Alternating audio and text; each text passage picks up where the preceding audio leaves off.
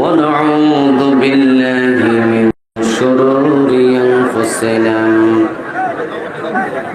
ومن سيئات أعمالنا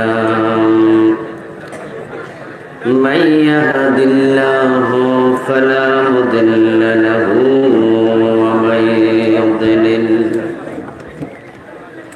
ومن يضلل فلن تجد له وليا مرشدا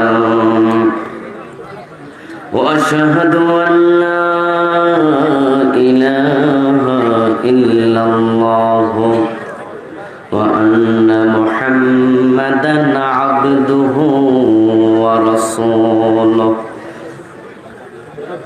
أما بعد فقد قال الله تعالى في كلامه المجيد شكرا شكرا أعوذ بالله من الشيطان الرجيم بسم الله الرحمن الرحيم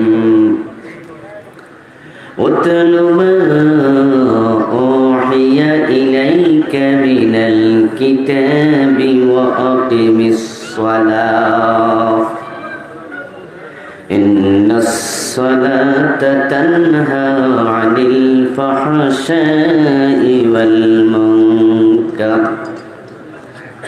ولذكر الله أكبر والله يعلم ما تصنعون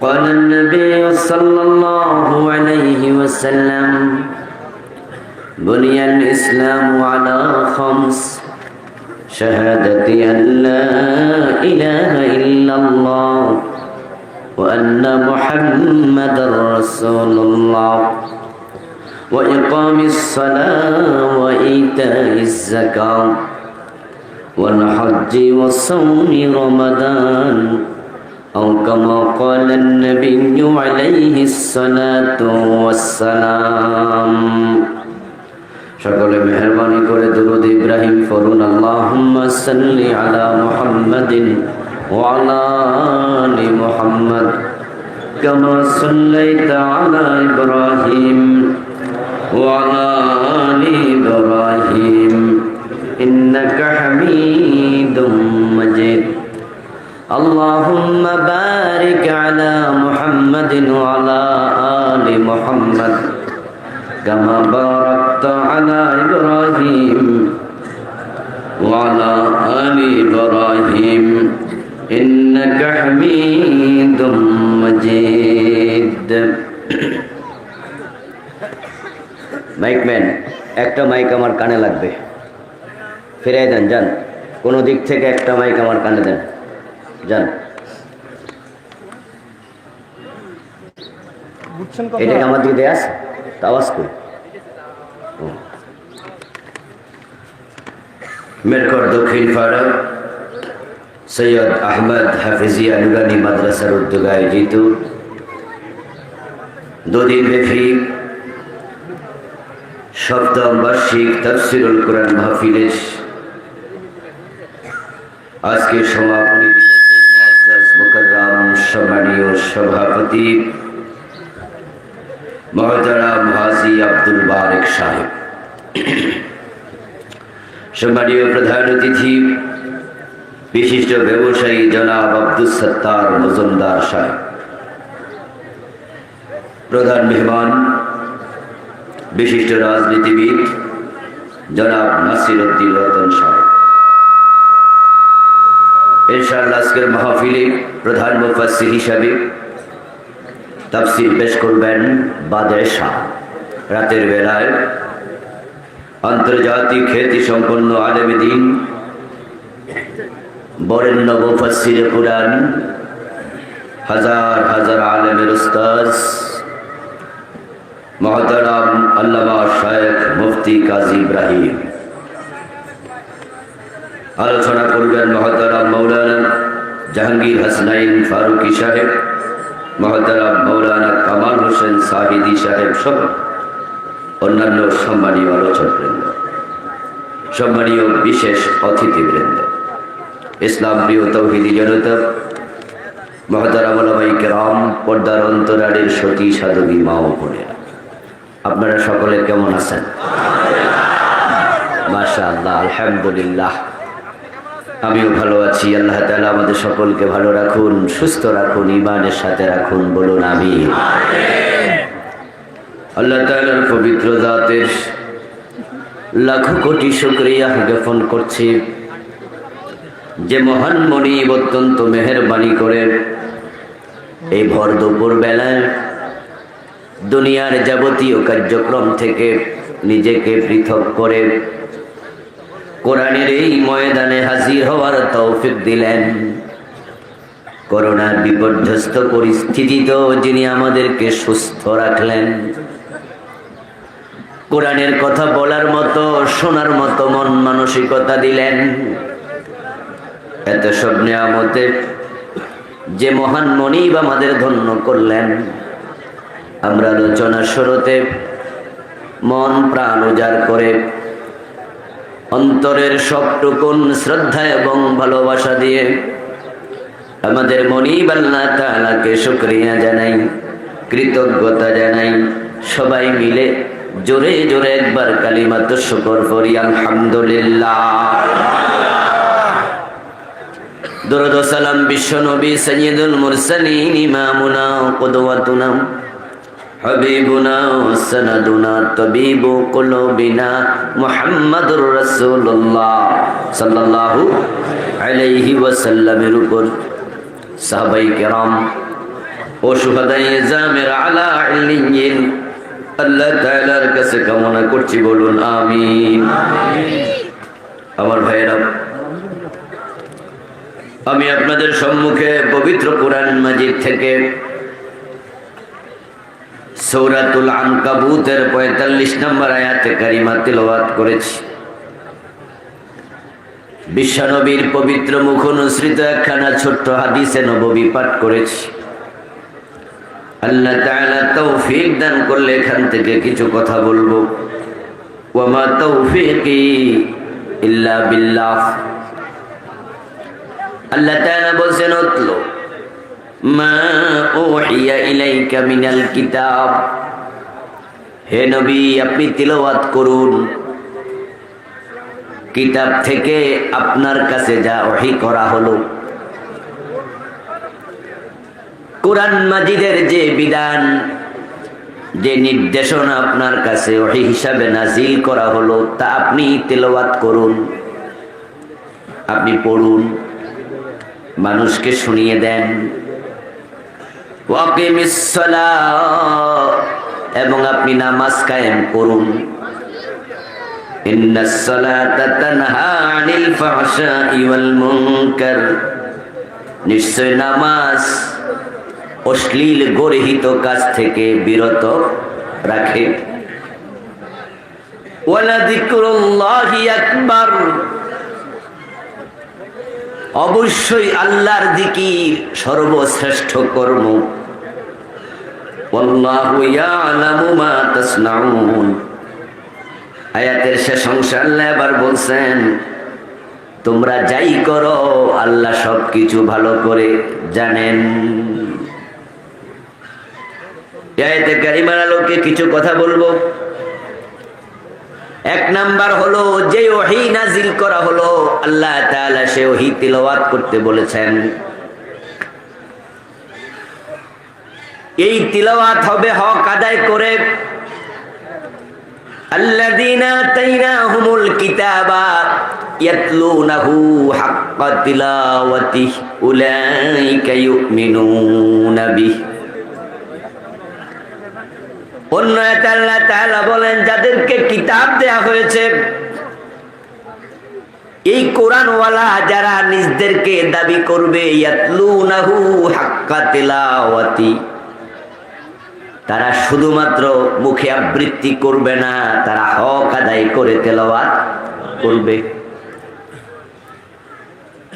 যারা হক আদায় করে কোরআন তেলাওয়াত করে, উলাইকা ইউমিনুনা বিহি, আল্লাহ বলেন ওই মানুষগুলোই প্রকৃত অর্থে ঈমান আনে এই কিতাবের উপরে, তারাই এই কিতাবকে বিশ্বাস করে।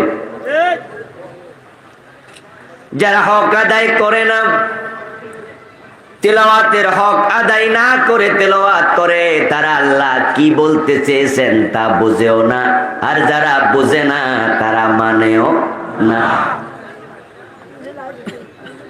আল্লাহ তাআলা এই কোরআন শুধুমাত্র আবৃত্তি করার জন্য পাঠান নাই, বরং তিনি এই কিতাব পাঠিয়েছেন যেন এই কিতাবের আলোকে নবী মুহাম্মদ নিজের জীবন চালান এবং তার উম্মতের জীবনও চালাতে বলেন।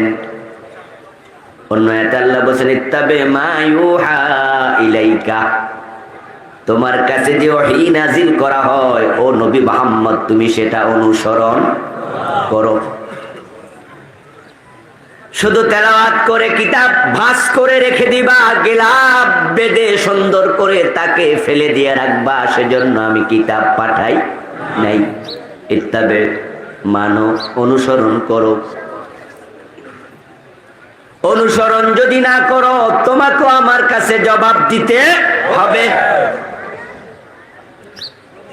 রাসূলুল্লাহ সাল্লাল্লাহু আলাইহি ওয়াসাল্লাম আদিষ্ট হয়েছেন মানুষকে তথ্য দিতে, এই সংবাদ দেওয়ার জন্য যে এই কিতাব আমি শুধু তেলাওয়াতকারী নই, আমি আমলকারী।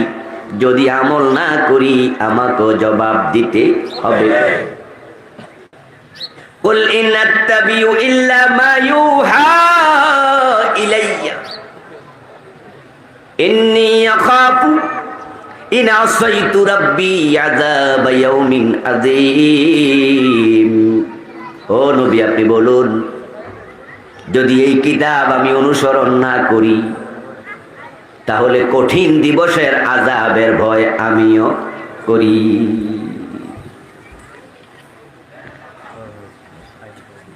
আমি আদিষ্ট হয়েছি এই কিতাব মানার জন্য,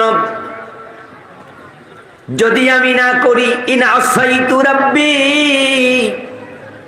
ইন্নী আখাফু ইন আসাইতু রাব্বি আযাবা ইয়াউমিন আযীম, ওই কিয়ামতের দিবসের কঠিন আযাবের ভয় আমিও করি। অর্থাৎ আপনি বলে দিন এই কিতাব অনুসরণ না করলে আল্লাহ আমি নবী মুহাম্মদকেও ছাড় দেবেন না। আমি এটা মানতে বাধ্য।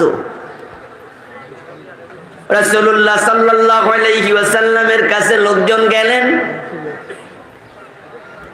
আল্লাহর হাবিবের কাছে গিয়ে বললেন, ইয়া রাসূলুল্লাহ, আল্লাহ তাআলা কোরআন মাজিদে বলছেন চোর ধরে হাত কেটে দাও। এর আলোকে আপনি অর্ডার দিলেন ওই মহিলা চোর, তার হাত কেটে দিতে হবে। কিন্তু সে তো সম্ভ্রান্ত বংশের নাই, যদি তার হাত কেটে দেয়া হয় তাহলে তার বংশের মান সম্মান নষ্ট হবে, মেয়েটা খুঁত হয়ে যাবে, তার বিয়ে হবে না, মানুষের সম্মুখে লজ্জিত হবে।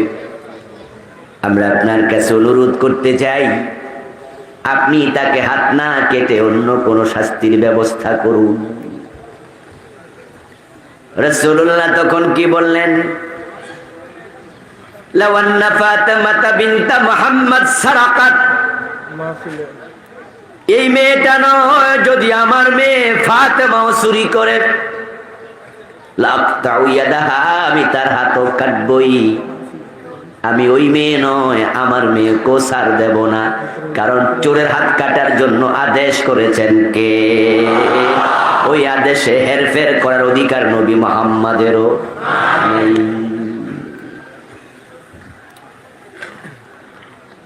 কাফেররা আল্লাহর হাবিবের কাছে বলেছে, আপনি ইসলামের কঠিন কঠিন বিধানগুলো একটু যদি পরিবর্তন করে দেন তাহলে আমরা কাফেররা ওইগুলো মানতে রাজি। বিশ্ব নবী বলছেন, আমি এটা কিভাবে পরিবর্তন করব? মা ইয়াকুনু লি, আমার জন্য সুযোগই তো নাই। বরং আমি এ তো মানতে বাধ্য, আমি না মানলে আমারও তো উপায় নাই। আমি কিভাবে পরিবর্তন করব? এখন আমরা যারা উম্মত, নবীর অধিকার নাই কোরআনের বাহিরে চলার, আমরা উম্মত, আমরা স্বাধীন, আমাদের অধিকার নিশ্চয়ই আছে, ঠিক না? নাই? আমরা যদি মনে করি আমরা স্বাধীন, আমরা উম্মত হয়ে গেছি, আল্লাহ জান্নাত আমাদের না দিয়ে দেয় কারে, আমরা ভুলের ভিতরে পড়ে যাব। যদি জান্নাতে যেতে হয়, নবী মুহাম্মদ যেভাবে কোরআন অনুসরণ করেছেন, সাহাবারা যেভাবে করেছেন, আমাদেরকেও সেভাবে কোরআন অনুসরণ করতেই হবে। আমরা আপনাদের নিকটে সে দাওয়াত দিতে এসেছি, এই কোরআন আপনাকে মেনে নিতে হবে। বিসমিল্লাহর বা থেকে মিনাল জিন্নাতি ওয়ান নাসের সিন পর্যন্ত যত হরফ আছে, যত শব্দ আছে, যত মেসেজ আছে, আদেশ আছে, নিষেধ আছে, একটা মানবেন না, এই কথা বলার অধিকার আপনার নেই। যদি আপনি বলেন এটা মানি ওটা মানি না, সবটা মানি একটা মানি না, 99% মানি 1% মানি না, আপনি সব মানলেন একটা মানলেন না, ওই সব মানার মূল্য আল্লাহর কাছে এক আনাও নাই। কাদিয়ানী সম্প্রদায় কোরআনের সব মানে, শুধু বিশ্ব নবীকে শেষ নবী মানে না। তাদের মসজিদ আছে, নামাজ আছে, রোজা আছে, টুপি আছে, দাড়ি আছে, পাজামা আছে, পাঞ্জি আছে, পাঞ্জাবি আছে, মেসওয়াক আছে, পাগড়ি আছে, ইমাম আছে, মুয়াজ্জিন আছে, হজ আছে, যাকাত আছে, রোজা আছে, নামাজ আছে, সব আছে, শুধু বিশ্ব নবীকে শেষ নবী মানে না, তাই তাদের ঈমানটাই নেই। এক জায়গায় ভুল করেছে, কাদিয়ানি শেষ হয়ে গেছে। ঈমান হলো অঙ্কের মতো, আমল হলো ইংরেজি বাংলার মতো। 10 লাইনের অঙ্ক 9 লাইন ঠিক আছে, শেষ লাইনে ভুল হয়েছে। 10 নাম্বারের অঙ্ক একটা ভুল, 10-এ কত পাবেন? 0। বাকি 9 লাইন ঠিক আছে, এই ঠিক থাকার কোনো দাম নাই। আল্লাহর কোরআনের বিধান মানার ক্ষেত্রে ঠিক তাই। আপনি মসজিদে আল্লাহর আইন মানবেন, আদালতে মানবেন না, হজে মানবেন, অর্থনীতিতে মানবেন না, রোজায় আল্লাহর বিধান মানবেন, দেশ চালাইতে মানবেন না। কিছু মানি কিছু মানি না, সুবিধাবাদ জিন্দাবাদে মুমিন হওয়া যায় না।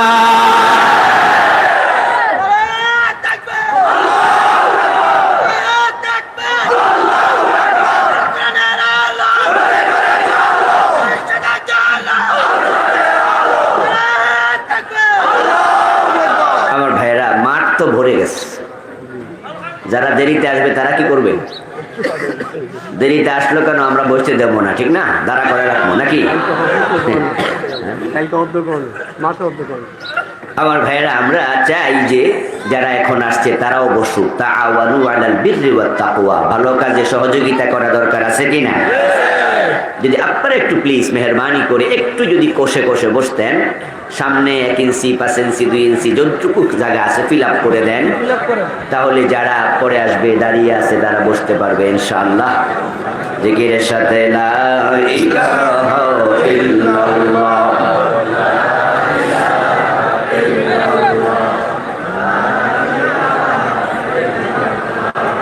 লা ইলাহা ইল্লাল্লাহ, লা ইলাহা ইল্লাল্লাহ, লা ইলাহা ইল্লাল্লাহ মুহাম্মাদুর রাসূলুল্লাহ। আমার ভাইরা, আল কোরআনের যতগুলো বিধান আছে, ওই বিধানগুলোর একটার সাথে আরেকটা সম্পর্ক খুবই প্রগাঢ়। আপনি যদি একটা বিধান অস্বীকার করেন, বাকি বিধানগুলো মেনেও কোনো লাভ নাই। আমাদের মা বোনেরা গলার মাঝে স্বর্ণের চেইন পরে, চেইনগুলো যখন বানায়, চেইনগুলো ছোট ছোট আংটা থাকে, একটার সাথে আরেকটা, আরেকটার সাথে আরেকটা, এভাবে লাগতে লাগতে চেইনটা তৈরি হয়। যদি কোনো চেইনের মাঝে 200 আংটা থাকে, ছোট ছোট চিকন চিকন, একটা আংটা যদি ছিঁড়ে যায়, বাকি 199 আংটা ঠিক আছে। ওই একটা ছিঁড়ে গেছে, গলায় দেয়া যাবে তো? ওই একটা আংটা যদি না থাকে, ওই চেইন পরা যায় না, গলা দেয়া যায় না, এটা রেখে দিতে হয়, কাজে লাগলো না। শরীয়তে যত আদেশ আছে, যত নিষেধ আছে, সব মানতে হবে। যদি একটা না মানো, তোমার ইমানের চেইনের আংটা খুলে যাবে, ওই ইমান কোনো কাজে আসবে না। আল্লাহ তাআলা বলেন, উতলু মা উহিয়া ইলাইকা মিনাল কিতাব। ও আমার রাসূল, আপনার কাছে যে কিতাব নাজিল করা হলো, ওহী করা হলো, তিলাওয়াত করুন, মানুষকে শোনান। এরপরে এবার বলেন, ওয়াকিমিস সালাহ, এবং নামাজ কায়েম করুন। ইন্নাস সালাতা তানহা আনিল ফাহশাই ওয়াল মুনকার। নামাজ কায়েম করলে কি লাভ হবে? আল্লাহ এবার বলছেন, নামাজ যদি কায়েম করো, তোমার জীবনটা জান্নাতি মানুষের জীবনের আদলে তৈরি হবে। কারণ যে ব্যক্তি কন্টিনিউ নামাজ পড়ে, সে অন্যায় করতে পারে না, নামাজ তাকে অন্যায় থেকে ফিরাইয়া রাখবে।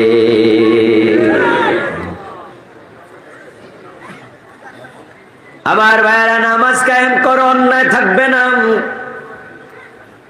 আজকে আমরা দেখি সমাজের চারিদিকে অন্যায় ভরপুর। সুদ, ঘুষ, রাহাজানি, মাদকের সবলে আজকে যুব সমাজ শেষ হয়ে যাচ্ছে। ইয়াবা আজকে কলেজ লেভেল, হাই স্কুল লেভেলে চলে এসেছে। আপনি হয়তো জানেনও না, আপনার বাসার পাশের মোড়ের দোকানেও ইয়াবা রাতের বেলায় বিক্রি হচ্ছে। মাঝে মাঝে আমাদের বর্ডার গার্ড, বিজিবি,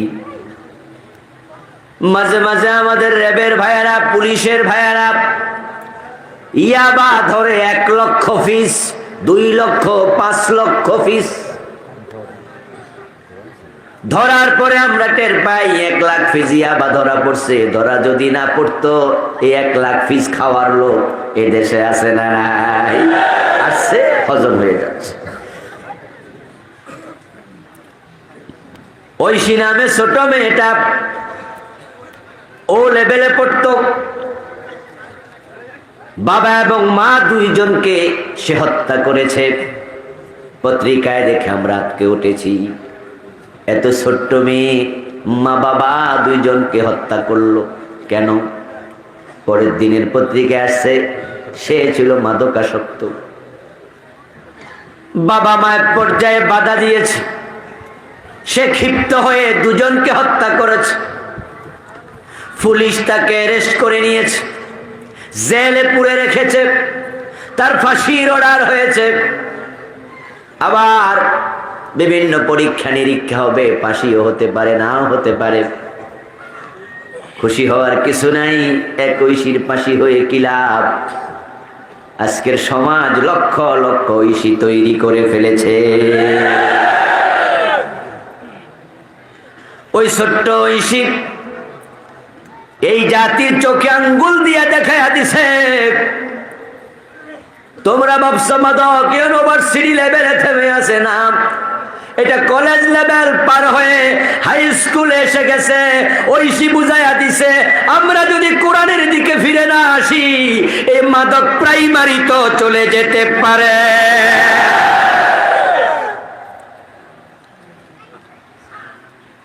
কোরআনের কাছে ফিরে আসতে হবে। কোরআনের বিধানগুলো একটার সাথে আরেকটা জড়িত, সব মানতে হবে। যদি না মানো দুনিয়ায় শান্তি পাবে না, আখিরাতে মুক্তি পাবে না। এই মাদক থেকে বাঁচতে যদি চাও, আকিমিস সালাহ, নামাজ কায়েম করো। মাদক থেকে জাতিকে বাঁচানোর জন্য সেনাবাহিনী কাজ করে, বিজিবি কাজ করে, র‍্যাব কাজ করে, পুলিশ কাজ করে, কিন্তু মাদক কমে নাই, দিন দিন বাড়তেছে। আমরা সরকারের কাছে বিনয়ের সাথে বলতে চাই, সমাজে নামাজের আইন কায়েম করে দাও। 5 ওয়াক্ত নামাজি যদি মানুষ হয়ে যায়, যারা নামাজি হয় ফজরের নামাজও কাজা করে না, এই শীতের মাঝে নামাজ পড়ে, জামাতে যায়, ফজরের নামাজটা পড়ে, এমন একটা লোক মদ খেতে পারে না।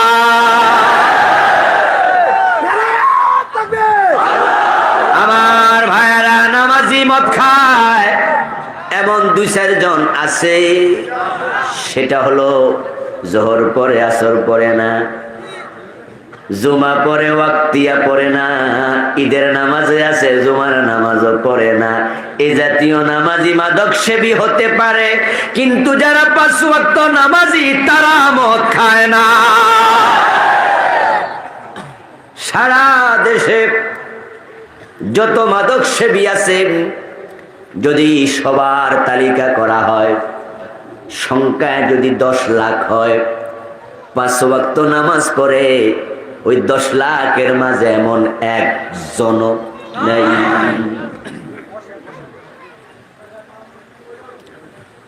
ইন্নাহা লাকাবীরাতুন ইল্লা আলাল খাশিরিন। 5 ওয়াক্ত নামাজ পড়া সবার পক্ষে সম্ভব না, শুধুমাত্র যারা খুশুওয়ালা ভালো মানুষ তারাই 5 ওয়াক্ত নামাজ পড়ে। আমার বন্ধু, এই নামাজ যদি সরকারিভাবে কায়েম করে দেয়া যেত, ইসলামের বিধান তো সেটাই ছিল। আল্লাহ তাআলা সূরা আল-হজে বলেছেন, আল্লাযীনা ইম্মাক্কান্নাহুম ফিল আরদি আকামুস সালাহ ওয়া আতাউজ যাকাত ওয়া আমারু বিল মারুফি ওয়া নাহাউ আনিল মুনকার। আল্লাহ বলেন, যদি কোনো ভূখণ্ডে আমার বান্দারা ক্ষমতা পায়, আমার মুমিন বান্দারা ক্ষমতায় আরোহণ করে, তারা 4টা কাজ করবে। মোমেন বান্দারা ক্ষমতাসীন হলে 4টা কাজ করবে। কে বলেছেন? আল্লাযীনা ইম্মাক্কান্নাহুম ফিল আরদি। যদি আমি মোমেনদেরকে জমিনে ক্ষমতা দেই, আকামুস সালাহ, তারা নামাজ কায়েম করবে। যদি সমাজে নামাজ কায়েম করে দেয়া হতো, সৌদি আরবের মতো, আজান হলে দোকান বন্ধ, অফিস আদালত বন্ধ, ব্যবসা বাণিজ্য সব থামায়া দাও, সবাই দৌড়ায়া দৌড়ায়া মসজিদে যাও। আর মসজিদে মানুষ যখন যাবে, তখন তার অন্তরে আল্লাহর ভয় তৈরি হবে। ক্রেতা হিসাবে সে আল্লাহকে ভয় করবে, বিক্রেতা হিসাবে ভয় করবে, প্রোডাক্ট তৈরিকারী হিসাবে ভয় করবে, সাপ্লায়ার হিসাবে ভয় করবে, দোকানদার হিসাবে ভয় করবে। ওজনে কম দেবে না, মানে বেজাল দেবে না, নিজে ঠকবে না, অন্যকেও ঠকাবে না।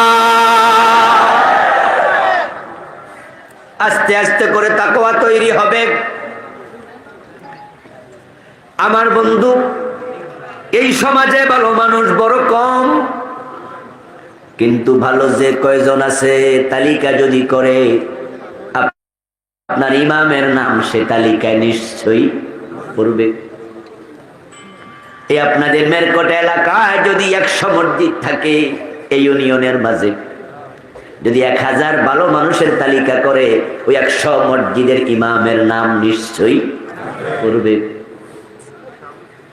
আপনি তাকে দেখেন আপনাদের এলাকার ইমামদের দিকে, ভালো মানুষ যে কয়জন আছে তারা তাদের একজন। ইমামরা সুদে টাকা লাগায় না, ইমামরা ঘোষের সাথে জড়িত না, ইমামরা মানুষে ঠকায় না, দোকানে বাকি খায়া ফাঁকি দেয় না, ইমামের ছেলে মাদক সেবন করে না, বিড়ি টানে না, গাঁজা খায় না, কারণ তারা 5 ওয়াক্ত নামাজি। ঠিক এইভাবে আপনি যদি সমাজের সবার ভিতরে নামাজ ঢুকাইয়া দিতে পারতেন, তাহলে সমাজটা ভালো করার জন্য পুলিশের প্রয়োজন হতো না। নামাজ অন্যায় থেকে ফিরাবে। এবার প্রশ্ন হতে পারে, হুজুর আমরা তো কিছু নামাজিকেও সুদে টাকা লাগাতে দেখি, এমনও কিছু আছে না নাই? নামাজ পড়ে ওজনেও কেম দেয় এমন বেজাল দোকানদারও নামাজ পড়ে বোনের হক দখল করে বসে আছে। বাবা মরে গেছে 10 বছর আগে, বোনের হক দেয় না, চাইলেও দেয় না, এমন ভাই আছে না নাই? হাজী সাহেব নামাজও পড়ে, আবার অন্যের জমিন জোর দখল করে বিল্ডিং বানায় রাখছে, এমন হাজী গাজী লাকসাম বাজারও আছে না নাই? অন্যের জমি জাল দলিল করছে, জাল দলিল আছে না? তো আপনি যে বললেন নামাজ কায়েম হলে ভালো হয়ে যাবে, আসলে বন্ধু কথাটা তো আমার নয়, কথাটা কার? ইন্নাস সালাতা তানহা আনিল ফাহশাই ওয়াল মুনকার, নিশ্চয়ই নামাজ অপরাধ থেকে ফিরিয়ে রাখে। আল্লাহর কথা। কিন্তু নামাজিকে সুদ খেতে কেন দেখি? নামাজিকে ঘুষ খাইতে কেন দেখি? নামাজ পড়ার পরে অন্যায় করতে কেন দেখি? আল্লাহর কথা তো হলো নামাজ অন্যায় থেকে ফিরাবে, আল্লাহর কথা তো মিথ্যা হতে পারে না। তখন তার অর্থ দাঁড়াবে আসলে তার নামাজ প্রকৃত নামাজ নয়। বিদেশ থেকে অনেকে আসার সময় মেয়েদের জন্য খেলনা পুতুল কিনে নিয়ে আসে। এমন পুতুলও আছে যেই পুতুলে চাবি টিপ দিলে গান গায়, নাচে, হাত নাড়ায়, আছে না? কত সুন্দর করে নাচতে থাকে, মা মা বলে ডাকে আর হামাগুড়ি দিচ্ছে। কানেক্টিং ফ্লাইটের জন্য কাতার বিমানবন্দর অবস্থান করছিলাম। বিমানবন্দরের ভিতরে অনেক রকমের দোকান দেখি, দোকানের সামনে দিয়ে একটা ছোট্ট বাচ্চা মা মা করে করে সামনে যাচ্ছে, হামাগুড়ি দিয়ে। এ তো মনে হয় 6 মাস 7 মাস বয়স হবে, হৃষ্টপুষ্ট। ভালো করে তাকায় দেখি এটা মানুষের বাচ্চা না।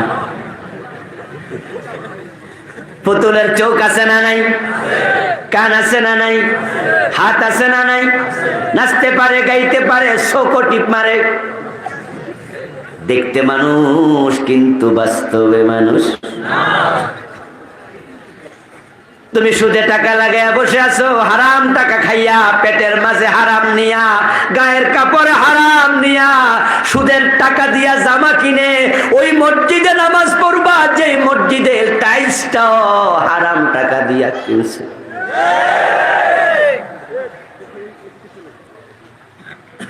নামাজের মাঝে 13টা ফরজ আর কানা হাকাম কয় ফরজ? 1 নম্বরে শরীর পাক, 2 নম্বরে কাপড় পাক, 3 নম্বরে নামাজের জায়গা পাক, 4 নম্বরে 17 টাকা। মাগো ছোটকালে পড়ছেন, মনে আছে? মুক্তবের মাঝে আমাদেরকে হুজুররা সিরিয়ালি শিখাইছে 13 ফরজ। 1 নম্বরে শরীর পাক। তোমার নামাজের 13 ফরজের মাঝে 1 ফরজ যদি না থাকে, বাকি 12 ফরজের কোনো দাম নাই। 13টাই লাগবে, ঠিক না? যেমন আমাদের দেহের কিছু অঙ্গ আছে থাকা ফরজ, ফুসফুস লাগবে, কলিজা লাগবে, রক্ত লাগবে, মাথা লাগবে। পুরা বডি ঠিক আছে, কল্লা কাইটা ফেলো, বাকিটা ঠিক থাকা কোনো লাভ নাই। পুরা বডি ঠিক আছে, লাঞ্চ পচে গেছে, বডি ঠিক থাকা লাভ নাই। পুরা বডি ঠিক আছে, ব্লাডের মাঝে ক্যান্সার ঢুকছে, আস্তে আস্তে কবর। যে অঙ্গগুলো থাকা ফরজ সবগুলো থাকা লাগবে। যেমন ওযুর ফরজ হলো 4টা। কয়টা?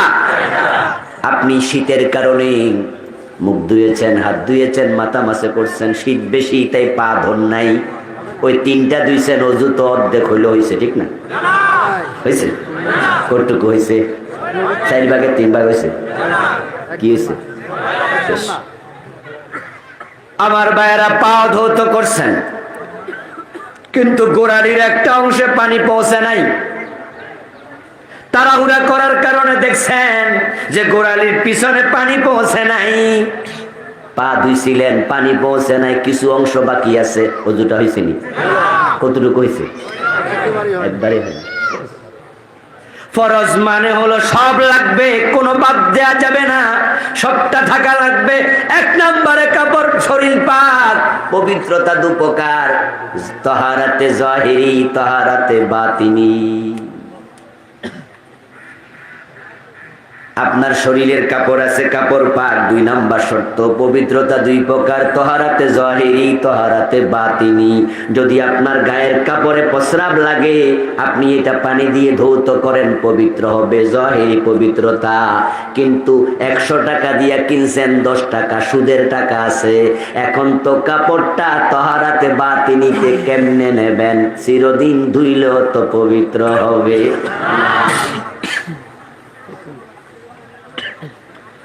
قال النبي صلى الله عليه وسلم من اشترى ثوبا ب10 دراهم فيه درهم حرام لم يقبل الله له صلاته ما دام عليه।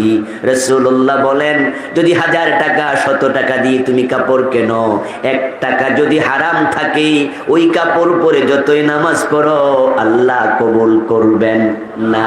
কারণ দ্বিতীয় শর্ত কাপড় পাক, শর্ত ফাসেদ হয়ে গেছে।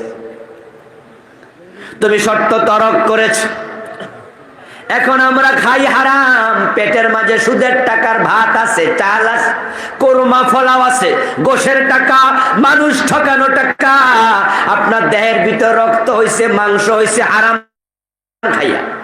কিসের জান্নাত? নামাজ তো জান্নাতের জন্য, নামাজ জান্নাতের চাবি।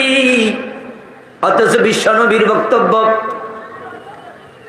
لا يدخل الجنة لحم نبت من السحت وكل لحم نبت من السحت فكانت النار أولى بي।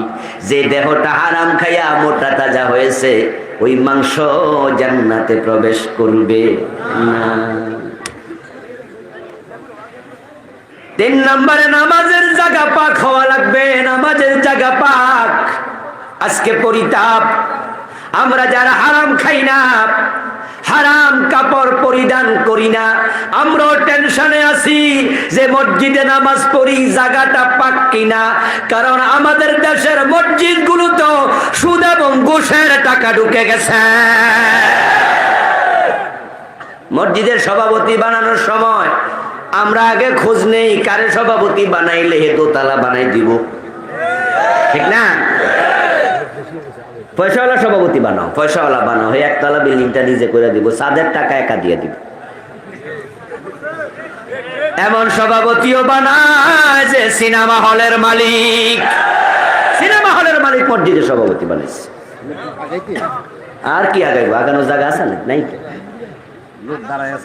কি করবেন বলেছি, জায়গা আর নেই, দাঁড়ায় থাকুক। আর পাশে একটু, এইদিকে একটু জায়গা আছে, যারা আসতে চান আমাদের ডান পাশে জায়গা আছে। কথা বলে আর ডিস্টার্ব করবেন না, সময় কম।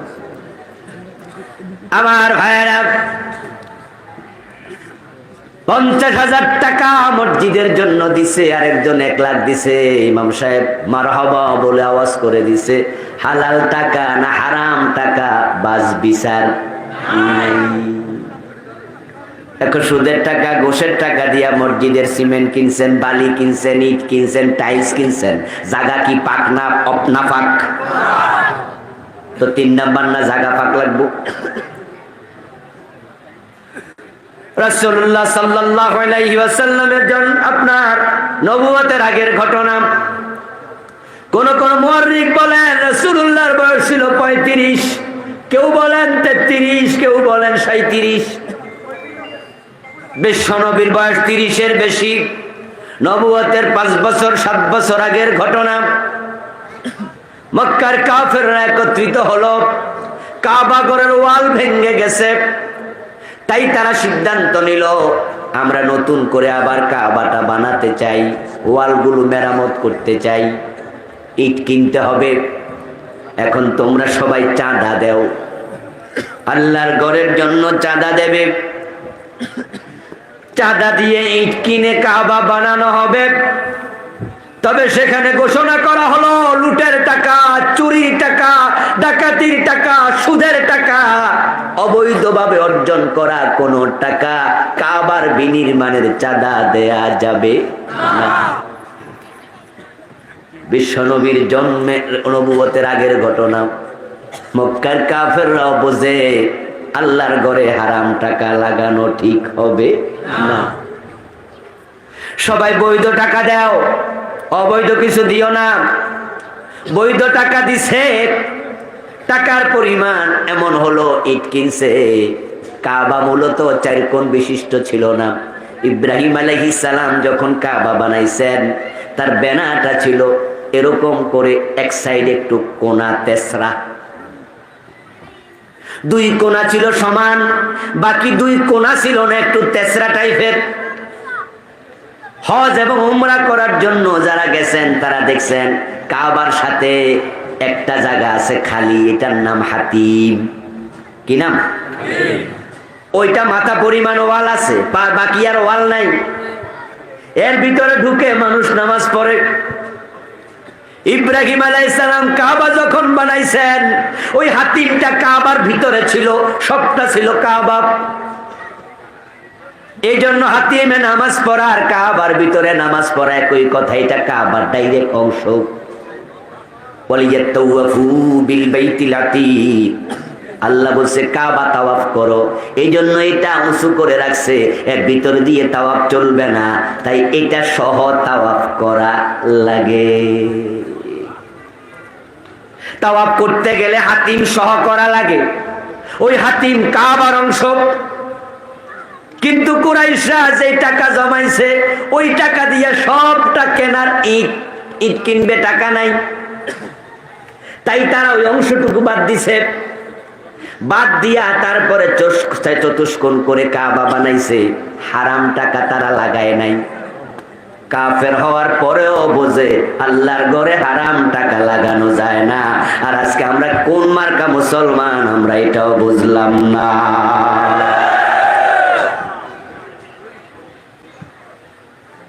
তুমি হারাম খাও, তোমার শরীর নাপাক, কাপড় নাপাক, তোমার সিজদার জায়গাটাও নাপাক।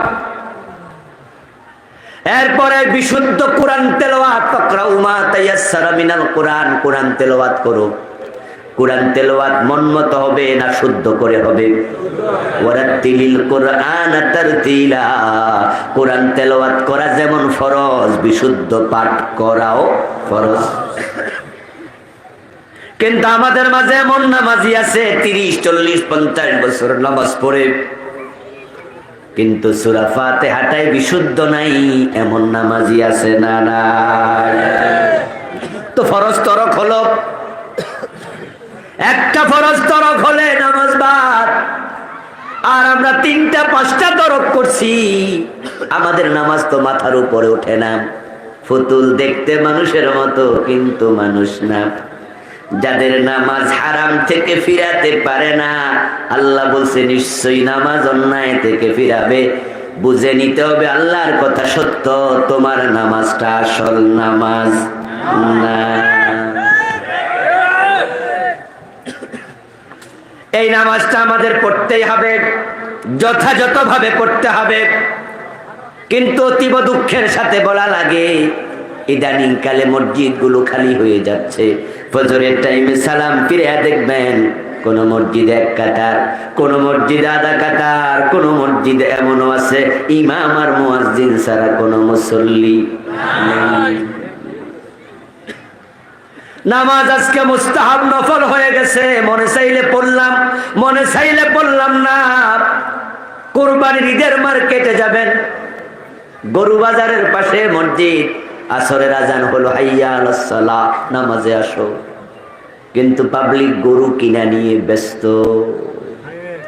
কিনতে কিনতে আসর শেষ, গরু বাড়িতে নিতে নিতে মাগরিব শেষ, ওয়াজিব নিয়ে ব্যস্ত, ফরজের খবর। লাকসাম বাজারে বাজারের দিন যাবেন, আপনাদের এলাকায় বাজারের দিন বাজারে গেলে দেখবেন মাগরিব পরে বারান্দা দাঁড়ায়া বাজারের দিকে তাকাবেন, মসজিদে আসছে কতজন আর মার্কেটে আছে কত হাজার। বাবা নামাজ পড়ে, ছেলে পড়ে না, এমন পরিবার আছে না নাই? নামাজ আজকে অপশনাল ম্যাটার, মন চাইলে পড়লাম, মন চাইলে পড়লাম না। অথচ বন্ধু, যার নামাজ নাই প্রকৃত অর্থে তার ঈমানটাই নাই। قال النبي صلى الله عليه وسلم من ترك صلاة متعمدا فقد كفر। বিশ্বনবী বলছেন যে ব্যক্তি ইচ্ছা করে নামাজ ছেড়ে দেয় সে কুফরি করে। বাইনাল মারই ওয়া বাইনাল কুফরি তারকুস সালাহ। আরেকটি হাদিসে এসেছে একজন লোক মুমিন নাকি সে কাফের তার পার্থক্যকারী মাত্র নামাজ, শুধুই নামাজ, শুধুই নামাজ। যার নামাজ নাই তার দ্বীন নাই।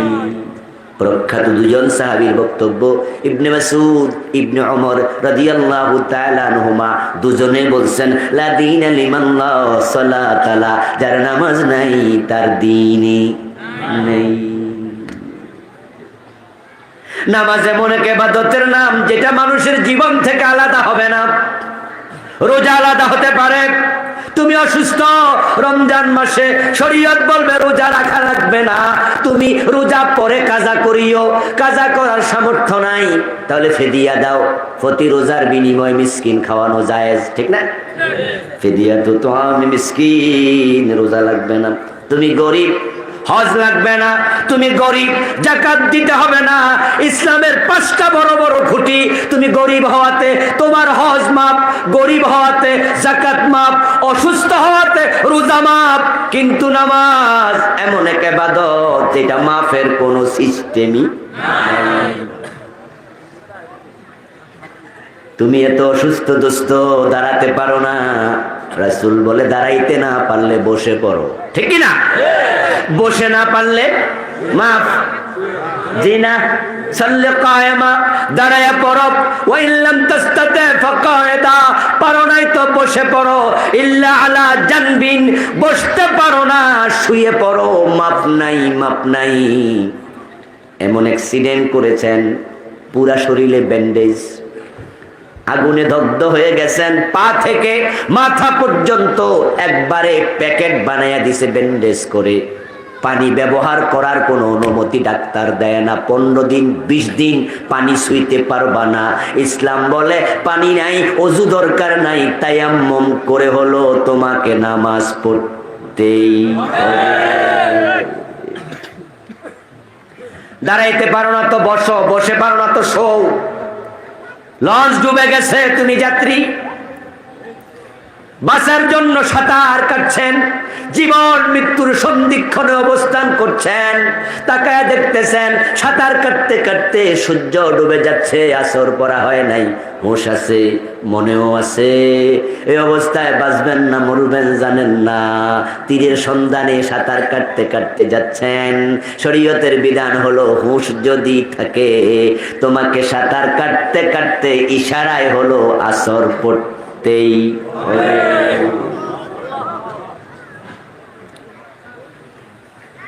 ইসলামের মাঝে নামাজ তেমন, দেহের মাঝে মাথা যেমন।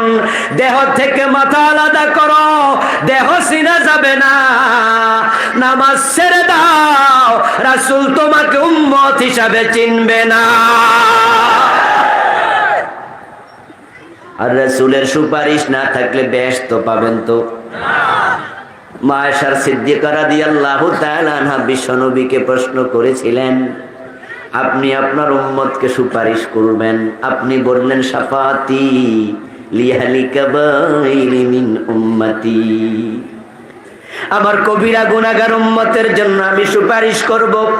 হে আল্লাহর হাবিব, হাসরের মাঠে তো আদম থেকে ঈসা পর্যন্ত সব নবীর উম্মত থাকবে, কোটি কোটি বিলিয়ন ট্রিলিয়ন মানুষ।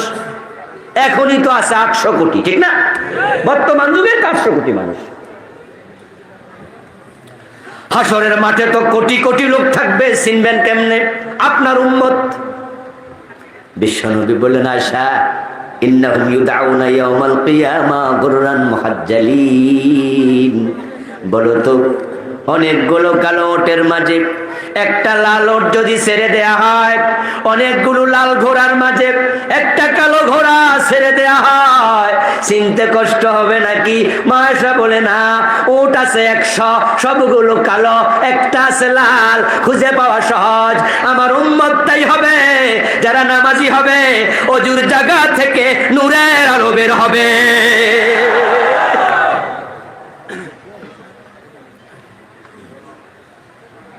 এই জন্য বলবো বন্ধু, নামাজের ব্যাপারে সাবধান হওয়া দরকার আছে না নাই? আরে যদি এমন সরকার আমরা পেয়ে যেতাম, ওমরের মতো, আবু বকরের মতো, যদি নামাজের আইন কায়েম করে দিত, আজান হলে নামাজে যাও, না হয় জেলে দেয়া হবে, তোমাদেরকে দোকান বন্ধ করতে বাধ্য করা হবে, না হয় দোকানের লাইসেন্স বাতিল করে দেয়া হবে, আজানের পরে বাজারের মসজিদে মুসল্লি জায়গা দেয়া যেত না।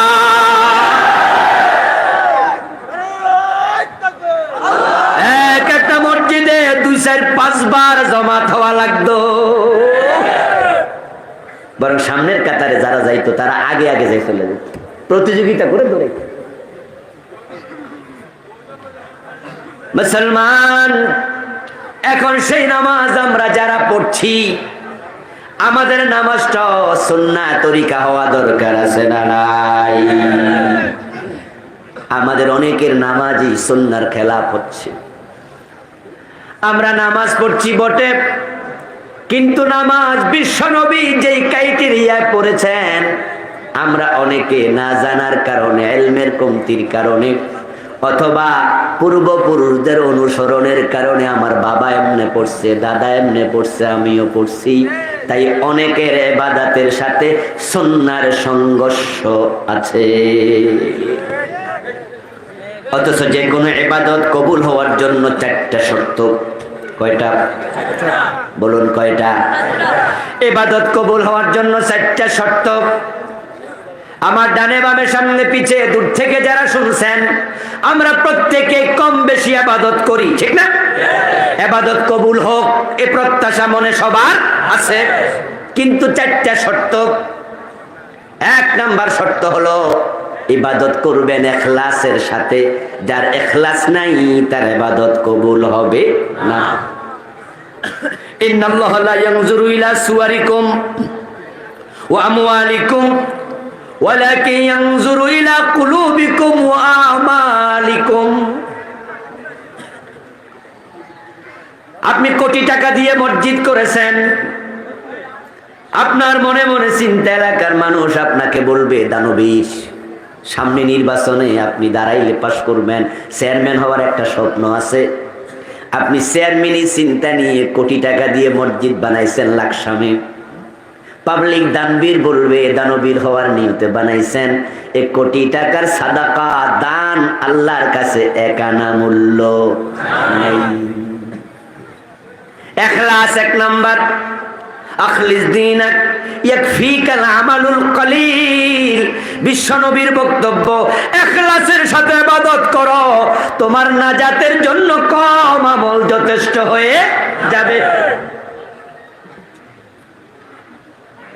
2 নাম্বার শর্ত হচ্ছে দলিল।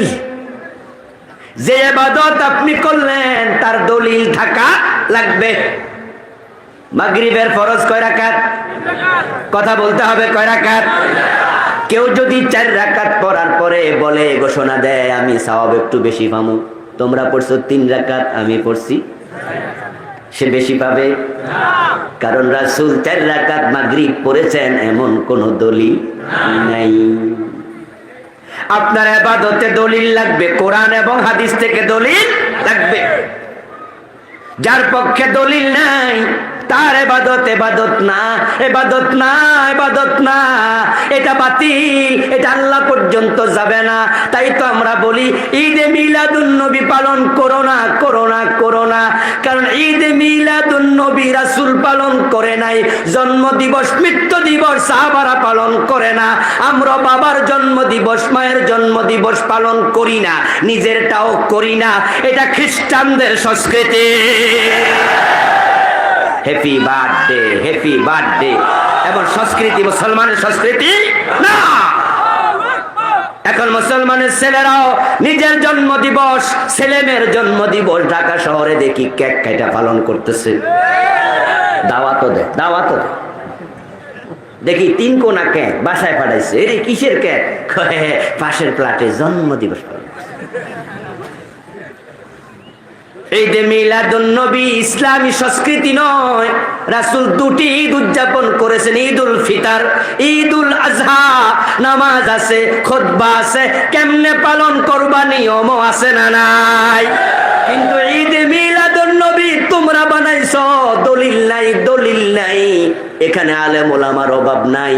আপনাদের বিবেকের কাছে আমি বলে যাই, খুঁজবেন। কিতাব আসমানে উঠে যায় নাই, সব বুখারী, মুসলিম, সিয়াসিত্তা, তার বাহিরের সব কিতাব এখনো জমিনে আছে না নাই? তো খুঁজতে আপত্তি কেন? এখন তো ইন্টারনেটের যুগ, ক্লিক করলে তো হাদিস আছে, দলিল আসে, আকওয়াল আসে, সব আসে।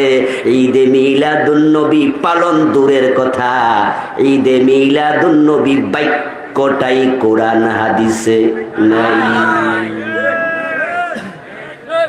এই বাক্যটাই নাই। আপনি দেন আমাকে বের করে, দেখা হবে আমার সাথে আবার কয়েকদিন পরে। আমার বাড়ি তো 14 গ্রাম, আমি পলায় যাবো কোথায়?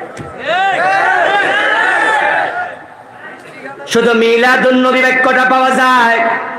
তিরমিজিতে গেছেন, সেখানে পাপ পাবেন। বাবু মিলাদিন নবী, রাসূলের জন্ম নিশ্চয় হয়েছে, ঠিক না? জন্ম তো হয়েছে, কিন্তু ঈদ পাইলেন কই? বাক্যটাই নাই। আমি আপনাকে জাস্ট উদাহরণ দিলাম একটা দিয়া। দ্বিতীয় শর্ত, দলিল লাগবে। ইবাদত করবেন, দলিল নাই, এটা ইবাদত হতে পারে না, এটা কবুল হবে না। 3 নাম্বার, আপনি যদি চান আপনার ইবাদত কবুল হোক, ইবাদত করলে হবে না, রাসূলের তরিকা মতো করা লাগবে। রাসূল করেছেন যেভাবে, আপনিও করবেন সেভাবে। নামাজে যখন আমরা যাই, কেউ যদি আগে সেজদা দিয়া পরে রুকু করে, নামাজ হবে? রুকু করা কি? সেজদা করা কি? আবার বলেন, রুকু করা কি? সেজদা করা কি? তো সে কি বাদ দিছিনি? সে তো 2টাই ফরজ মানছে, শুধু আগেরটারে পরে নিছে, পরেরটারে আগে নিছে। আগে করছে সেজদা, তারপরে খাড়াইয়া দিছে রুকু। নামাজ হবে? কারণ তরিকায় রাসূল হয় নাই। বিশ্ব নবীর তরিকা আগে হলো রুকু, পরে হলো সেজদা। তাই ইবাদতের ক্ষেত্রে রাসূলের তরিকা ভায়োলেশন করা যাবে না, হুবহু মানতে হবে। তিনি উসওয়ায়ে হাসানা, তিনি মডেল, তিনি আইডল, তিনি ফরমা। লাকাদ কানা লাকুম ফি রাসূলিল্লাহি উসওয়াতুন হাসানা। বিশ্বনবীর তরিকা লাগবে। 4 নাম্বার, হালাল খাবার লাগবে। এখন আমাদের নামাজের মাঝে আমরা অনেক ক্ষেত্রে রাসূলের তরিকা ফেল করেছি। আমার বন্ধু, এ বিষয়ে কয়েকটা সংশোধনী দিয়ে আমি আলোচনা শেষ করব। আমরা সবাই নিশ্চয়ই রাসূলের তরিকা মতো ইবাদত করতে চাই, ঠিক না? নিজের মতো করব না, রাসূল করেছেন যেভাবে আমরাও করব সেভাবে। রাসূল সাল্লাল্লাহু আলাইহি ওয়াসাল্লাম সাহাবায়ে কেরামকে বলছেন, আযান দা কুমিয়া বিলাল ফানাদি বিসসালাহ। ইসলামের প্রথম মুয়াজ্জিনের নাম কি? জোরে বলেন কি নাম? বিশ্বনবী মক্কা থেকে হিজরত করে মদিনায় আসলেন। আযান দেয়া দরকার, মানুষকে ডাকো নামাজের জন্য। কিন্তু তখনও আযানের সিস্টেম ইসলামে চালু ছিল না। রাসূলুল্লাহ এশারের নামাজের পরে মিটিং করলেন। মিটিং এর মাঝে একজন সাহাবী বললেন, ইয়া রাসূলুল্লাহ, নামাজের টাইম হলে পরে একটা ঘন্টা ধ্বনি আমরা বাজাবো। প্রাইমারি স্কুল, হাই স্কুলে ঘন্টা বাজায় না? আমরা টন টন টন টন করে আওয়াজ করব, লোকজন দৌড়ায় আসবে। রাসূলুল্লাহ বললেন, এটা আমার পছন্দ নয়। আরেকজন দাঁড়িয়ে বলেন, ইয়া রাসূলুল্লাহ, নামাজের সময় হবে, আমরা একটা সিঙ্গা বানাবো, ফো ফো করে আওয়াজ করব, পাবলিক বুঝবে নামাজের টাইম হয়েছে। রাসূল সাল্লাল্লাহু আলাইহি ওয়াসাল্লাম বলেন, আমার এটা পছন্দ না। ঠিক আছে, ওকে, দ্যাটস ওকে, আজকে থামো। 2 জনের পরামর্শ শুনলাম, বাড়ি চলে যাও, নিজেরাও ভাবো, আমিও ভাবি, দেখি কিভাবে নামাজের জন্য ডাকা যায়। প্রখ্যাত সাহাবী আব্দুল্লাহ ইবনে যায়েদ রাদিয়াল্লাহু তাআলা আনহু, উনি বলছেন, আমি রাতের বেলায় ঘুমাতে গেলাম, বালিশের মাঝে মাথায় রেখে আমি ভাবতেছিলাম নামাজের জন্য কিভাবে ডাকা যায়, কিভাবে ডাকা যায়। রাসূলুল্লাহ তো পরামর্শ দুইটা পছন্দ করলেন না, কি করা যায় ভাবতে ভাবতে ঘুম এসে গেল। স্বপ্নে দেখি আল্লাহর এক বান্দা একটা ঘন্টা নিয়ে হেঁটে চলে যাচ্ছে। আমি ডাকলাম, এ আল্লাহর বান্দা, তুমি এই ঘন্টা ধনীটা কোথায় নিয়ে যাও, আমি কিনতে চাই, বিক্রি করবে কিনা? আল্লাহর বান্দা আমারে বলতেছে, এটা কিনে তুমি কি করবা? আমি জবাব দিলাম, নামাজের টাইম হলে আমি আওয়াজ করবো টুন টুন টুন টুন করে। আল্লাহর বান্দাটা এবার বলতেছে, আমি তোমাকে এসে ভালো কিছু শিখাতে চাই, শিখবা নাকি? কি শিখাবে বলো? আল্লাহু আকবার, আল্লাহু আকবার বলতে বলতে আজান শেষ করে ফেললো। পুরাটা আজান আমাকে স্বপ্নে সে শুনাই। ফজরের টাইমে রাসূল সাল্লাল্লাহু আলাইহি ওয়াসাল্লামের কাছে দৌড়ায় গেলাম। মসজিদে নববীতে গিয়ে, ইয়া রাসূলুল্লাহ, আমি এরকম একটা স্বপ্ন দেখেছি। আজানটা আমি শোনানোর পরে বিশ্বনবী খুশি হয়ে বললেন, চমৎকার চমৎকার, ইন্নাহা লারুইয়া হক, এই স্বপ্ন সত্য। সুবহানাল্লাহ, স্বপ্নটা সত্য স্বপ্ন। কুমিয়া বেলাল ফানাদি বিসসালাহ, ও বেলাল এখানে আসো, তোমার কণ্ঠ খুব দারাজ। আব্দুল্লাহ, তোমার কণ্ঠ ছোট, আজানের জন্য বড় কণ্ঠ ভালো, মানুষ দূর থেকে শুনবে, তুমি বেলালকে শুনাইয়া দাও। বেলাল তুমি আজান দিয়ে দাও। হযরত বেলাল রাদিয়াল্লাহু তাআলা আনহু জোরে জোরে আল্লাহু আকবার বলে আজান দেয়া শুরু করলেন। হযরত ওমর বলেন, আজানের ধ্বনি আমার কানে যখন পৌঁছলো, আমার গায়ে চাদর ছিল না, চাদরটা লইয়া টানতে টানতে দৌড় মারলাম মসজিদে নববীর দিকে। রাসূলের কাছে গিয়ে বললাম, ইয়া রাসূলুল্লাহ, এই শব্দ পাইলেন কই? এটা তো আমিও স্বপ্ন দেখেছি।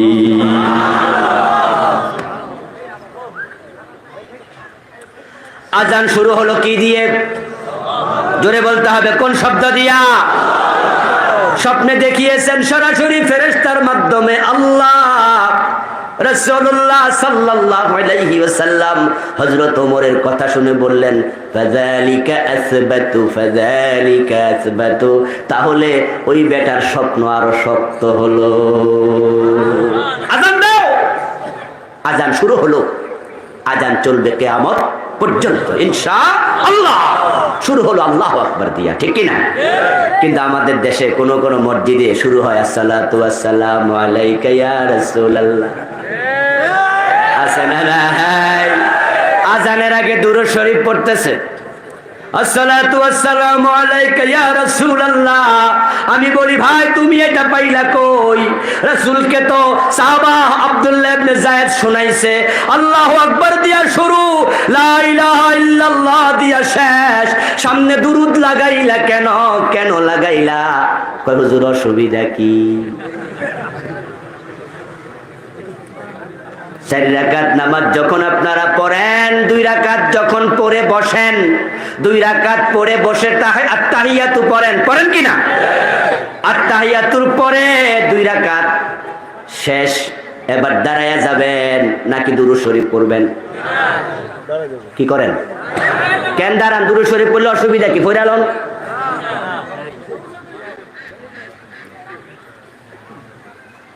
আশহাদু আল্লা ইলাহা ইল্লাল্লাহু ওয়া আশহাদু আন্না মুহাম্মাদান আবদুহু ওয়া রাসূলুহু, এটুকু বলে আপনি খাড়ায়া যান।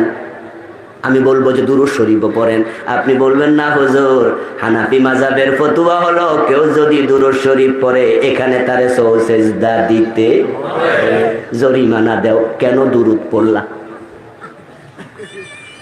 তুমি সেজদা দাও।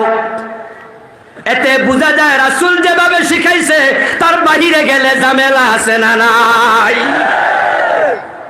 হযরত ওমর রাদিয়াল্লাহু তাআলা আনহুর সম্মুখে একজন তাবী হাসি দিলেন। হাসি দেওয়ার পরে আমরা কি পড়ি? কথা বলতে হবে, কি পড়ি? ওই তাবী হাসি দিয়া কয়, আলহামদুলিল্লাহ ওয়াসসালাতু ওয়াসসালামু আলা রাসূলিল্লাহ। হযরত ইবনে ওমর বলে, মাহিয়া ফুলান।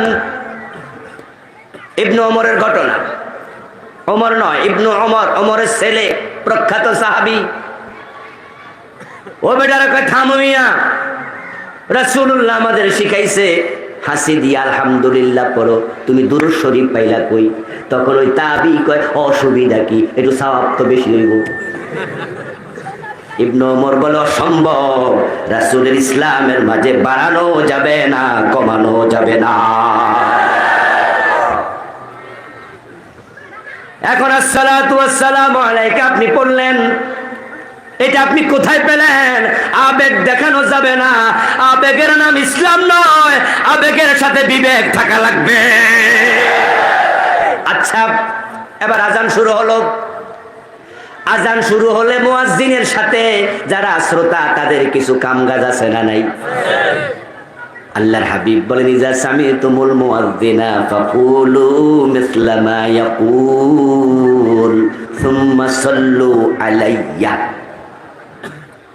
আল্লাহর হাবিব বলছেন, মুয়াজ্জিনকে যখন আজান দিতে শুনবেন, মুয়াজ্জিন আজানে যা বলে শ্রোতা তোমরাও তাই বলো। আজানের জবাব আছে না নাই? আল্লাহু আকবার আমরা কি বলি? আশহাদু আল্লা ইলাহা ইল্লাল্লাহ আমরা কি বলি?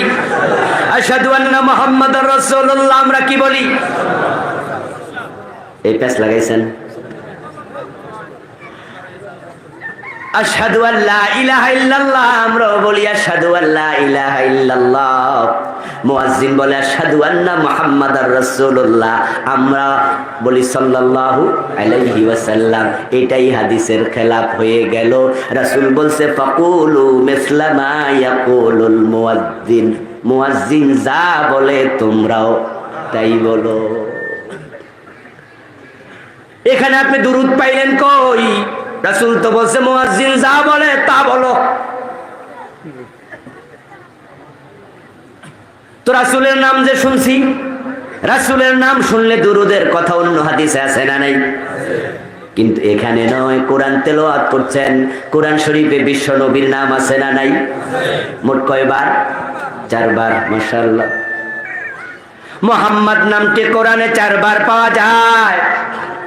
আহমদ এসেছে, নবী এসেছে, রাসূল এসেছে আরো অনেকবার। মূল নাম কয়বার? 4 বার। তা আপনি পড়ছেন মা কানা মুহাম্মাদুন আবা আহাদিম মিন রিজালিকুম ওয়ালাকিন রাসূলুল্লাহ, এখানে কি দুরূদ শরীফ পড়ছেন নি? হ্যাঁ। আত্তাহিয়াতু যখন পড়েন সেখানে পড়ছেন আসসালামু আলাইকা আইয়ুহান নাবিয়্যু সাল্লাল্লাহু আলাইহি ওয়াসাল্লাম নাকি? আসসালামু আলাইকা আইয়ুহান নবী ওয়া রাহমাতুল্লাহি ওয়া বারাকাতু, দুরূদ নাই। এরপর ওয়া আশহাদু আন্না মুহাম্মাদান আবদুহু ওয়া রাসূলুহু সাল্লাল্লাহু আলাইহি ওয়াসাল্লাম নাকি? এখানে দুরূদ নাই, এখানে দুরূদ নাই। এখানে রাসূল যেভাবে শিখাইছে সেভাবে বলো। আজানের জবাবে বলবা আশহাদু আন্না মুহাম্মাদার রাসূলুল্লাহ, আমরা বলবো আশহাদু আন্না মুহাম্মাদার রাসূলুল্লাহ। তারপরে রাসূল বলছেন মুয়াজ্জিন যখন বলবে হাইয়া আলাস সালাহ, এবার তোমরা এখানে একটু ব্যতিক্রম বলো। তোমরা বলো লা হাওলা ওয়ালা কুওয়াতা ইল্লা বিল্লাহ। ব্যাপারটা কি? ব্যাপার হলো মুয়াজ্জিন কয় হাইয়া আলাস সালাহ, নামাজে আসো।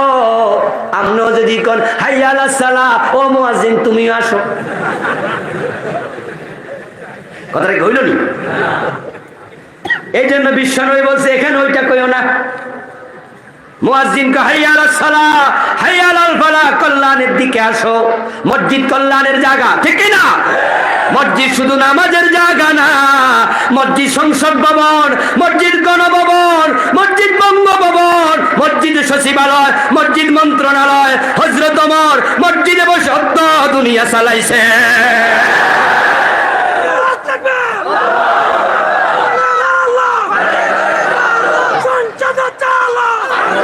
কবি নজরুল চমৎকার ভাবে বলেছেন, অর্ধ পৃথিবী করেছো শাসন, ধুলার তখ্তে বসে, খেজুর পাতার প্রাসাদ তোমার বারে বারে গেছে খসে। হাইয়া আলাস সালাহ, নামাজে আসো। এবার আপনি উত্তর দেবেন লা হাওলা ওয়ালা কুওয়াতা ইল্লা বিল্লাহ, লা হাওলা আনিল মাসিয়া ওয়ালা কুওয়াতা আলা তাআ ইল্লা বিল্লাহ। বাংলা অর্থ হলো, ও মুয়াজ্জিন তুমি নামাজের জন্য ডাকছো, আমিও যেতে রাজি, কিন্তু যাওয়ার জন্য আল্লাহর সাহায্য দরকার আছে না নাই? তাই লা হাওলা ওয়ালা কুওয়াতার অর্থ হলো আমি আল্লাহর সাহায্য ছাড়া গুনাহ থেকে বাঁচতে পারবো না, আল্লাহর সাহায্য ছাড়া ভালো কাজও করতে পারবো না, আমি রাজি। এইভাবে আপনি বলতে বলতে আজান শেষ। লা হাওলা ওয়ালা কুওয়াতা ইল্লা বিল্লাহ, হাইয়া আলাল ফালাহ। রাসূল বলে বলো লা হাওলা ওয়ালা কুওয়াতা ইল্লা বিল্লাহ। এবার মুয়াজ্জিন বলবে লা ইলাহা ইল্লাল্লাহ, তুমিও বলো লা ইলাহা ইল্লাল্লাহ। বলতে বলতে আজান শেষ। এখন আজানের পরে কাম কি? এবার আমরা আল্লাহুম্মা রাব্বা হাযিহি দাওয়াতি তাম্মা বলি, ঠিক কি না? আজানের পরে আমরা পড়ি দোয়া, কিন্তু না রে ভাই, সুন্নাহ হলো সুম্মা সাল্লু আলাইয়া। রাসূলুল্লাহ বলেন আজানের জবাব দেওয়ার পরে আমার উপরে আগে দরুদ পড়ে নাও। ওই যে আমার নাম শুনছিলা, তখন তো আর দরুদটা পড়তে পারো নাই, তা আজান শেষ হয়েছে, এখন দরুদ পড়ো। সুবহানাল্লাহ বলেন। আমরা জানলামই না। আপনি এবার দুরূদ পড়বেন, যেই কোন দুরূদ, সবচেয়ে ছোট দুরূদ হলো সাল্লাল্লাহু আলাইহি ওয়াসাল্লাম। তারপরে এবার আল্লাহুম্মা রাব্বা হাযিহি দাওয়াতি তাম্মা দোয়া শুরু। এখন এই দোয়ার মাঝে আমরা কেউ কেউ হাত তুলি, কেউ হাত তুলি না, দুটাই আছে। কিছু লোককে হাত তুলতে দেখবেন, কিছু লোক তোলে না। এখন কোনটা সুন্নাহ? রাসূলুল্লাহ সাল্লাল্লাহু আলাইহি ওয়াসাল্লাম মাঝে মাঝে হাত তুলে দোয়া করেছেন, হাদিসে পাওয়া যায়, কিন্তু অলওয়েজ দোয়াতে হাত তুলতেন না। মসজিদে ঢুকতে দোয়া আছে না নাই? হাত তোলেননি। বের হতে দোয়া আছে না নাই? হাত তোলেননি। খাওয়ার সময় দোয়া আছে না নাই? হাত তোলেননি। এই আদিয়াল মাসুরাতে রাসূল হাত তুলতেন না। আজানের পরে যে দোয়া, সেই দোয়াতেও হাত তোলার কোনো হাদিস পাওয়া যায় না। এখন আপনি বলবেন হুজুর একটু মজা লাগে, হাত তুললে একটু আন্তরিকতা লাগে। আমি বলবো দোস্ত, সুন্নাহর বাহিরে গিয়া মজা পাওয়া যাবে না, মজা সুন্নাহর ভিতরে পেতে হবে। এবার আপনি নামাজে আসছেন, নামাজে আপনি দাঁড়াবেন। নামাজে দাঁড়ানোর সময় কিভাবে দাঁড়াবেন? যখন আপনি একা একা সুন্নাহ নামাজ পড়ছেন, দাঁড়ানোর সময় আপনার দুই পায়ের মাঝখানে ফাঁকা থাকা লাগবে। কতটুকু? আমরা বলি দুই পায়ের মাঝখানে ফাঁকা থাকা লাগবে 4 আঙ্গুল, কিন্তু এটা হাদিসে পাওয়া যায় না। রাসূলুল্লাহ কোন আঙ্গুল নির্ধারণ করেন নাই। আপনি যেভাবে দাঁড়াইলে কমফোর্ট ফিল করবেন সেভাবে দাঁড়াবেন, কারণ আপনার পা মোটা মোটা, রান এত মোটা মোটা, এমন লোক আছে না? যদি রাসূল কইতেন 4 আঙ্গুল ফাঁকা রাখো, বেড়া তো খাড়াইতেও পারবো না, ঝামেলা হয়ে যাবো না? এখন মোটা মানুষ বাংলাদেশে না কম, আপনি মিশরে গেলে দেখবেন যে সবই মোটা। এমন পাবলিক আছে বেড়ার রান আপনার শরীরের সমান, এরকম লোক অ্যাভেলেবেল আছে। এরাবিয়ানে এক একটা, কাশ্মীরি লোক অনেক বড়, ভারতেও আছে যারা পাঞ্জাবের অধিবাসী অনেক, তাগরা এক একটা 2.5 মণ ওজনের। আমার ভাইয়েরা, রাসূলুল্লাহ আঙ্গুল বলেন নাই। আপনি নামাজে দাঁড়াবেন 1 বিগত না 1/2 বিগত, 3 আঙ্গুল না 5 আঙ্গুল, রাসূল নির্ধারণ না করে উদার ভাবে ছেড়ে দিয়েছেন। আপনি আরামে দাঁড়ায়া লম্বা নামাজ পড়বেন, 1-2 রাকাতে আধা ঘন্টাও চলে যেতে পারে। কিন্তু আমরা দেশে দেখি, যদি কেউ একটু বেশি জায়গা রাখে, চোখ বড় কইরা চায় এই কেমনে খারাইছে। আবার কাউকে দেখা যায় পা দুইটা একবারে লাগাইয়া দেয়, ফাঁকাই রাখে না। ব্যক্তিগত নামাজে শরীয়ত এখানে উদার। তবে জামাতে যখন নামাজ পড়বেন, তখন আপনার 2 পায়ের মাঝখানে আপনি যতটুকু রাখেন, কিন্তু আপনার পাশের জন আর আপনি 2 জনের মাঝে ফাঁকা থাকবে না। রাসূলুল্লাহ বলছেন, আমি দেখি তোমাদের 2 জনের মাঝখানে ফাঁকা জায়গায় শয়তান বকরির বাচ্চার সুরত ধরে সে দাঁড়ায়া যায়। এখন আপনার নামাজ শুরু হয়ে গেল, কিভাবে শুরু করবেন? নাওয়াইতু আন দিয়া, ঠিক না? ইন্নী ওয়াজ্জাহতু দিয়া। আমরা আমাদের নামাজগুলো শুরু করি বাংলাদেশে অনেকেই মুসল্লার দোয়া দিয়া, ইন্নী ওয়াজ্জাহতু ওয়াজহিয়া লিল্লাযী, এটা যায় নামাজের দোয়া, এটা মুসল্লার দোয়া, এটা শেষ করে এবার পড়বেন না ওয়াইতু আন উসাল্লিয়া লিল্লাহি তাআলা, এভাবে না দোস্ত। রাসূলুল্লাহ ইন্নী ওয়াজ্জাহতু পড়েছেন, মাঝে মাঝে হাদিসে পাওয়া যায়, তবে তাকবীরে তাহরিমা দেয়ার পরে, তাকবীরে তাহরিমা দেওয়ার পরে সুবহানাকাল্লাহুম্মা পড়বেন জায়েজ। আল্লাহুম্মা বা'ইদ বাইনি ওয়া বাইনা খাতায়ায়া কামা বা'আতা বাইনাল মাশরিকি ওয়াল মাগরিব।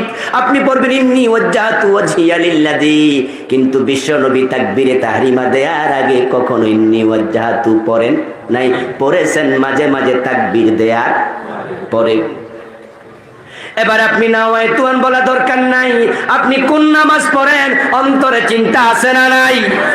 সুন্নাহ পড়েন না ফরজ পড়েন, চিন্তা আছে না নাই?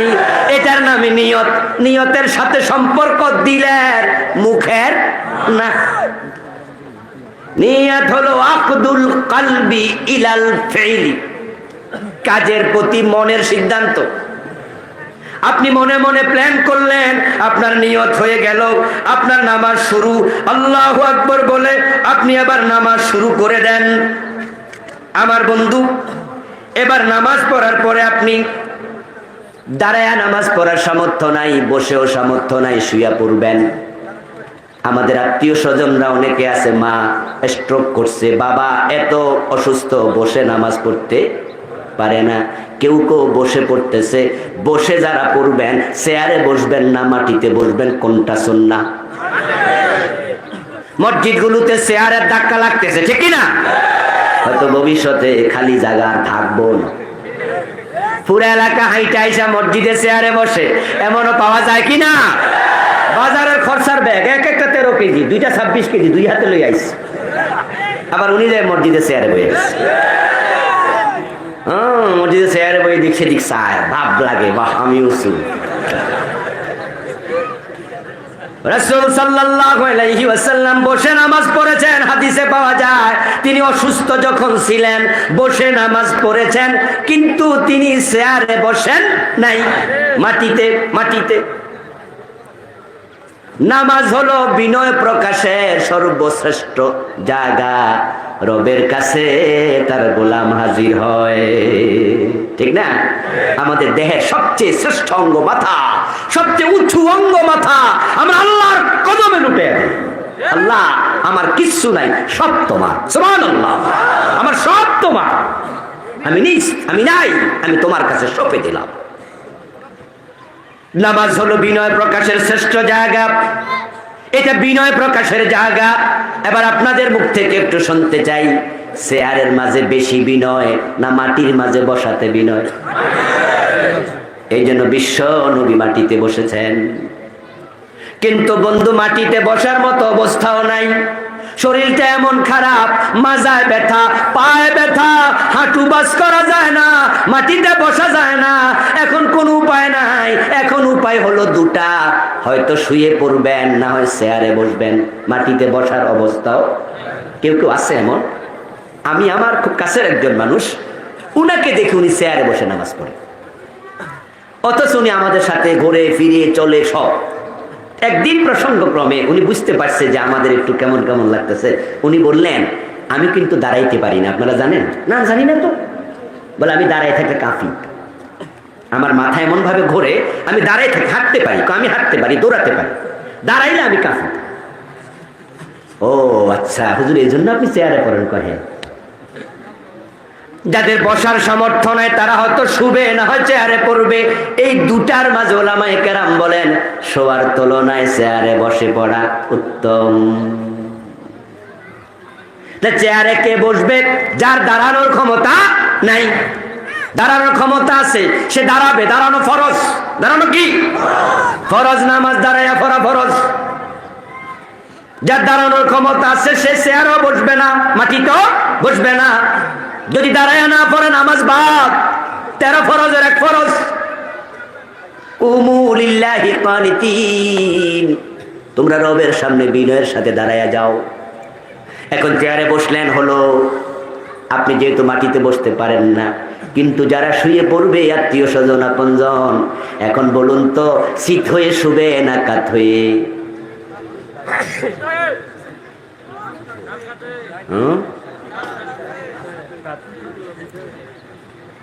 দুই রকম জবাব হলো। মাশাআল্লাহ, রাসূলুল্লাহর বক্তব্য হলো কাত হয়ে শো, শীত হয়ে নয়। ইল্লা আলা জানবিন, জানবুন মানে 500 দেশ। কারণ আপনি নামাজ পড়বেন, চেহারা কোন দিকে থাকবে? কথা বলতে হবে। চেহারা কোন দিকে থাকা ফরজ? ফাওয়াল্লি ওয়াজহাকা শাতরাল মসজিদিল হারাম, হারামের দিকে চেহারা দাও। যদি শীত হয়ে শোন, চেহারা কি কাবার দিকে না আসমানের দিকে? এই জন্য বিশ্বনবী বলছেন ইল্লা আলা জানবিন, যদি তুমি বসে নামাজ পড়তে না পারো তাহলে কাত হয়ে শো, এমন ভাবে কাত হও যেন তোমার চেহারা কাবার দিকে ফিরে। এখন কাত হওয়ার সামর্থ্য নাই, এই পাশেও ব্যথা ওই পাশেও ব্যথা, অথবা ডাক্তার সাহেব বলছে 7 দিন শীত হয়ে শুয়ে থাকবা, এমন রোগী আছে না যে শীত হয়ে শুয়ে থাকবেন, কাত হওয়া নিষেধ। এখন আপনি শীত হতে বাধ্য যদি হন, তাহলে শীত হওয়ার সুন্নাহ হলো মাথার তলার মাঝে এমন কিছু দেবেন, বালিশ অথবা অন্য কিছু, যেন আপনার চেহারাটা কিছুটা হলো কাবার দিকে ফিরানো যায়। পা দেবেন পশ্চিম দিকে, মাথা দেবেন পূর্ব দিকে, তাহলে আপনার চেহারা বালিশ দিলে একটু উঁচু হবে, চেহারাটা কাবার দিকে ফিরবে। আমার ভাইয়েরা, সুন্নাহ নামাজের মাঝে আরো অসঙ্গতি আমাদের আছে। যখন আমরা তাশাহুদে বসি, তাশাহুদে বসে আমরা পড়ি আঙ্গুল তুলি লা ইলাহা ইল্লাল্লাহ, আছে না এমন? এইভাবে তোলেন লা ইলাহা ইল্লাল্লাহ। আল্লাহর হাবিবের সুন্নাহ হলো যখন আপনি নামাজে বসবেন, বসার সাথে সাথে বাম হাত বাম রানে থাকবে, ডান হাতটা ডান উরুর উপর যাবে, সাথে সাথে একটা আঙ্গুল উঁচুতে উঠবে, বাকি সবগুলা গোল হয়ে যাবে।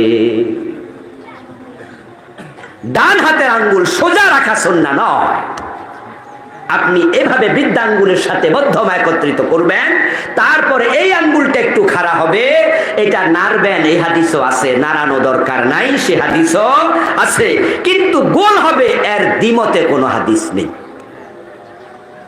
আমাদের দেশে আমরা 100 জন নামাজির মাঝে 95, 97, 98 জনকে দেখবেন 2 হাত সমান ভাবে আছে, একবার তুলবে এরপরে নামায়া ফেলবে, আবার সমান। এটা সুন্নাহর খেলাফ। এইভাবে নামাজের শেষ পর্যন্ত অনেকগুলো সুন্নাহর সাথে আমাদের সংঘর্ষ আছে, কিন্তু আজান হয়ে যাচ্ছে, আজকে আর বলতে পারলাম না এ বিষয়ে। গত সপ্তাহে আমার একটা বই মার্কেটে এসেছে, হাদিসের বৈচিত্র্যে পূর্ণাঙ্গ নামাজ, যত কন্ট্রাডিক্টরি বিষয় আছে, তারাবি, ঈদের তাকবীর, এরপরে জুমার কবলাল জুমা বাদাল জুমা, ইমামের পিছনে কেরাত পড়তে হবে কি হবে না, হানাফি শাফি মালিকি হাম্বলি যত ইখতিলাফ আছে, মুদাল্লাল আমি হাদিস দিয়ে সবগুলো লিখেছি। যেগুলো কন্ট্রাডিক্টরি আছে, কোনো মাযহাবী স্বীকৃতি দেয় না, সেগুলো এনেছি। এটা এটা এটা করা যাবে না। যারা আপনারা উপকৃত হতে চান, বইটা স্টেজে আছে, ইনশাআল্লাহ দোয়ার পরে সংগ্রহ করবেন। বিশেষ করে ওলামায়ে হযরতের কাছে অনুরোধ থাকবে, যেহেতু আপনারা আলোচনা করতে হয়, আপনাদের কিতাবটা অনেক উপকারী হবে ইনশাআল্লাহ।